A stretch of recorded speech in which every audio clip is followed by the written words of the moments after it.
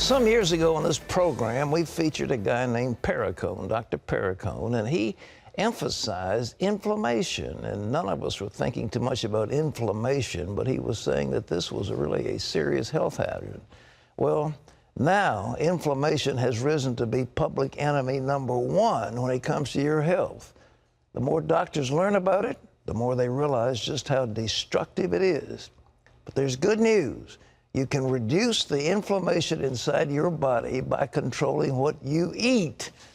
Here's our health reporter, Laurie Johnson, with the lowdown on inflammation.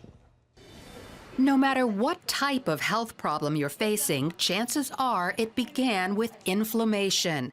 This internal irritation causes our whole body to break down. Whether you have a wrinkle in your skin caused by an artery being inflamed, or a wrinkle in your heart, a heart attack, or impotence, it's really the same process. And it's all caused, or at least it starts with, that inflammation in your artery. Dr. Michael Roizen is the chairman of the world-famous Cleveland Clinic's Wellness Institute. He says inflammation is the silent killer that has eluded the medical community for years. And it's only recently that we've understood that it has a role, and only recently that it has a really important or prominent role in causing diseases such as cancer, or in causing diseases such as heart attacks and strokes, or of causing the infectious diseases getting out of control that we now have.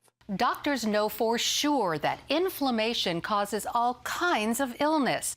But what causes inflammation? Mostly an unhealthy diet.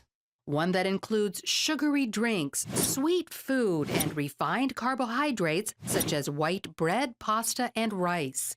Also hydrogenated oils, also known as trans fats, found in packaged foods, fast food, margarine, shortening, and most peanut butter. And the third highly inflammatory food group is omega-6 fats. Causes your arteries to get inflamed, causes your immune system to get inflamed, and decreases your ability to fight infections, decreases your ability to find cancer cells and get rid of them before they cause cancer, and increases inflammation and atherosclerosis in your arteries. So that's the omega-6s. Unfortunately, omega-6 fats are everywhere. We cook and bake with them. They're in packaged food, fast food, and restaurant food. But if you know how to spot them on the store shelves and in the list of ingredients, you can avoid them. Omega-6 fats are vegetable oils, such as soybean oil and corn oil, but also peanut oil, grapeseed oil, cottonseed oil, safflower, and sunflower oils. So even though a certain food may contain 0 dangerous trans fats, it may still be a bad choice because it's loaded with inflammatory omega-6 fats. A good example of this is store-bought salad dressing and mayonnaise. The truth is, omega-6 fats are technically okay as long as you eat about the same amount of omega-3 fats. The problem is most Americans eat 25 times more omega-6s than omega-3s, and that imbalance causes massive inflammation. Omega-3 fats mostly come from seafood. The ratio of omega-6 to omega-3 is important. The higher the ratio, the more omega-6 or the less omega-3, the more inflammation.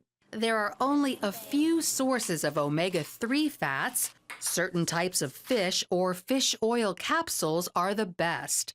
Other, less potent sources are walnuts, ground flaxseed, dark green leafy vegetables, and eggs fortified with omega-3s. Also, grass-fed meat is higher in omega-3s than grain-fed. Olive oil is a great way to reduce inflammation, even though it's not technically an omega-3, but rather its cousin, omega-9. Omega-3, omega-7, omega-9, we don't know why the oddness is good, but that oddness means that it decreases inflammation. But be careful not to get olive oil too hot. What happens with all the oils once you get above their smoke point is you denature them. That is, you change their character. So instead of having omega-9, they become a different oil. And in fact, they have a different structure that may not be healthy. And in the case of olive oil, we don't believe is healthy. So that's why you don't want to go over the smoke point of any of the oils. So for optimal health, eat an anti-inflammatory diet, one that's low in sugar and other carbohydrates, trans fats, and omega-6 fats, but high in the odd-numbered fats like omega-3 found in fish, omega-7 found in macadamia nuts, and omega-9, which is in olive oil. Wow. What a report. Laurie's here with us. Laurie, what you and Dr. Roizen are saying is that the American diet is just loaded with things that kill them. Absolutely. And you know, it's been said that 80% of the disease and illness that we face today is because of poor lifestyle choices. Yeah. So if we can get on this anti-inflammatory diet, I guarantee people will live healthier lives. Hold on, you don't know it's there. I mean, you're eating along and you go out to a fast food restaurant and you have a meal, you think, okay, this is cool. Right. But what they're doing is making your arteries inflamed? Absolutely. And fast food, restaurant food, and packaged foods, the processed foods, those are the big three to avoid. You know, I must say, I used to think that safflower oil was one of the good guys instead of the bad guys, and now you all are saying that it's not really a bad one, but it's got to be in balance. Absolutely, that's true. Right, we were told that these certain oils were heart healthy, but we are eating way, way too many of them, and that disproportionality is what's causing massive inflammation. So we need to stop eating so many of the omega-6 fats. Those are the vegetable oils, the soybean oil especially. You know, it's been said that 1/5 of our total calorie intake is soybean oil, that one ingredient alone. So you really have to check that list of ingredients and look for soybean oil. Even though something may be trans fat free, it still may be loaded with omega-6 fats. Inflammation. Now, what is it called? We're looking at dementia. We're looking at hardening the arteries, atherosclerosis. We're looking at that various types of heart condition. We're looking at strokes. All of the above. Arthritis, diabetes, even behavioral problems like aggression and ADD, ADHD, and autism. These are all associated with inflammation. And this is cutting edge stuff. And I think in the future, we're going to be hearing more about the dangers of inflammation. How many women, I mean, when they go to the grocery store, I mean, their husband may be aggressive and beat them or something, and it's because of what they're eating. Ladies, kill the inflammation before he kills you. That's right. And there are 6 main causes of inflammation. And I really hope our viewers can get this. Now, you're a smart guy. You went to Yale, right? That doesn't make me smart, but it meant I went to Yale. I'm going to quiz you. What are the main causes? There are 6 main causes of inflammation. What do you think they are? Well, I would always say the greatest culprit, sugar. And beyond that is white flour. Yes. And, of course, you got trans fats. Very good. So, anyhow, that's enough. And what did we talk about today? We talked about the wrong oil. Omega-6. Omega-6 oils. And then there are a couple other things, too. A sedentary lifestyle, stress, and pollution, which is smoking and other toxins that are in the environment. So those are your main inflammatory problems, and if you can get a handle on those, stop eating the sugar, the refined carbohydrates, which are the white flours, the trans fats, omega-6 fats. Fructose corn syrup. I know you've had some expert that disagreed with me, but more and more the research is showing that high fructose corn syrup has a chemical in it that makes us want to eat more, and it causes fat. Right. Well, actually, all sugars are that way, and actually, a lot of fat is that way too. The more we eat, the more we want. They are addictive. And, you know, God made our bodies perfectly, but he did not design them to be fed with 152 pounds of sugar a year, which is what most Americans eat. That's just destructive. It causes massive inflammation, and it causes our bodies to break down. It only makes sense. You know, the low glycemic diet is the one. It's the low glycemic, the glycemic index.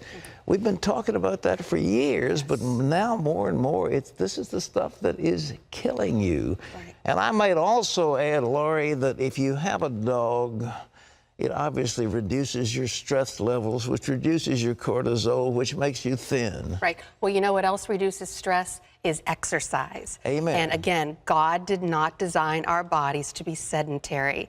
So if we exercise, we're killing two birds with one stone. Okay. We're moving, but also that's a natural stress reliever. Okay, well, yesterday I rode a horse, and today I exercised the dog, and shortly thereafter I'm going to ride a horse Well, again. good. I'm not so sure how cardiovascular of an exercise that is. You need to ride the way I ride, and then you'll see what All right. see your Is that an cardio. invitation? Yeah, absolutely. I've seen your invited. horse farm. It's very impressive. Yeah, well, I like animals. That does something to you. Reagan said the outside of a horse is good for the inside of a man. But Absolutely. Laurie, one last thing. How much, you know, I found this omega thing. I wanted to really do it.